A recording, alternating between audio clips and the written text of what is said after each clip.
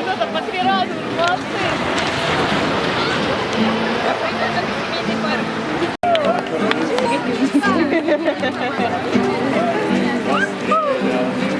Четвертый круг. Молодец. Может, тихо-тихо. Очистилась девочка.